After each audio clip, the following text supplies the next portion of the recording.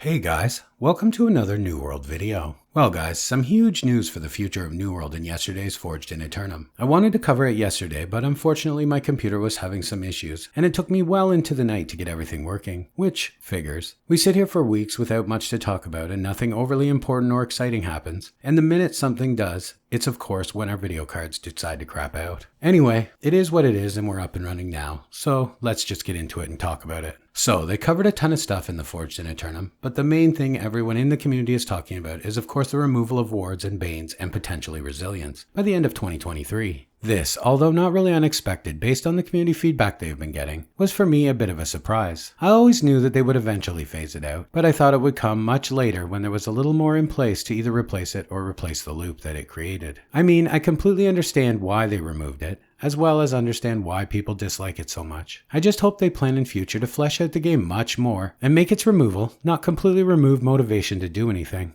Let me explain what I mean by talking about some of the pros and the cons. In terms of its removal, I see the various benefits to the game of course. For example, New World was designed as a classless game because the devs wanted people to feel the freedom to change weapons, roles, and playstyles regularly, experiencing the world of Eternum the way that they like, without being locked into a predetermined role or class like in a traditional MMO. And the ward system in many ways worked directly against this idea. Grinding and gathering the various ward sets is difficult enough, but then having to gather them to accommodate various builds, weapon types, and roles, that starts to borderline on ridiculous. With its removal, people will be more free to try things they wouldn't otherwise be willing to try, like healing for example, or even a mage.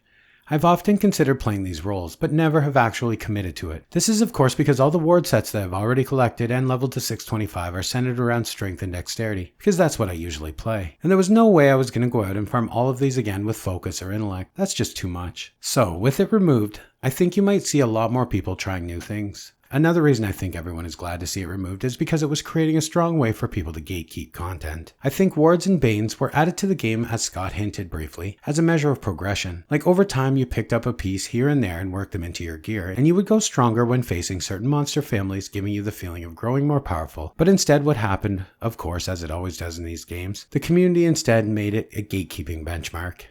If you didn't have 100% wards and banes, you don't even get a ticket to ride the ride. So this put new players in a tough position, with very limited avenues of progression to ever get into the groups where they would get the good ward gear, because they couldn't get into the group to get it in the first place, eventually leading them to quit the game. And finally, a small point Katie touched on, which I think is the most important reason that they should have been removed, is that they made expeditions boring. Because the players didn't want to gear swap, carry 2, 3, or even 4 ward sets with them into expeditions. It put AGS in a position where all expeditions had to be one singular monster family to keep the player community happy. This simply and obviously made them boring. It creates such a cool and unique avenue for storytelling, having a random boss be corrupted, or angry Earth in a human expedition, or whatever, showing how the forces within Eternum might be working together or against one another. Having it all be all corrupted, or all human, or all angry Earth, or whatever, this just sets things up to be predictable and bland. So, with wards out, we might see a lot more unique twists and unexpected encounters in future expeditions, so that'll be exciting.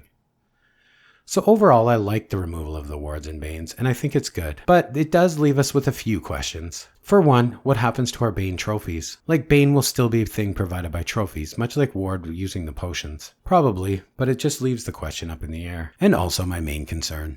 And it's in regards to why they said they wanted to remove these. And that's that they think players are stuck focusing on gear chase way too much. I understand that idea for sure. However, if we remove 90% of the gear chase and make everything streamlined, faster, and more accessible, well, honestly, what's left in New World? This is why I said I hope that they have huge plans for the future, because without the gear chase, what do we do exactly? The story is not fleshed out, and it's pretty hollow, so that's not keeping anyone engaged. And there's no secondary systems like Renown and Lost Ark or anything like that, or other ways to progress to spend your time chasing. Or do they simply mean that people will run expeditions and stuff just for the accomplishment of it? Because I have to say I don't think so. But in the end, I also don't think that the removal of monster-specific gear, wards for example, will completely remove the gatekeeping or the gear chasing. I think it might at first, but these sorts of games are always the same. So instead of wards, we will just be chasing damage mitigation specific gear or something like that. For example, flame conditioning, like I use this in Empyrean Forge, or abyssal conditioning or frost conditioning, any of it. And again, we'll just see people doing gear checks in the future to see that you have a full set of it. So, although I do think the removal of wards and banes is a net positive, it will only remain that way if they get to work quickly on a ton of stuff to do. Because if we can wear only one set of gear in all PvE content, things will get boring pretty quickly. I also have some questions about the removal of resilience.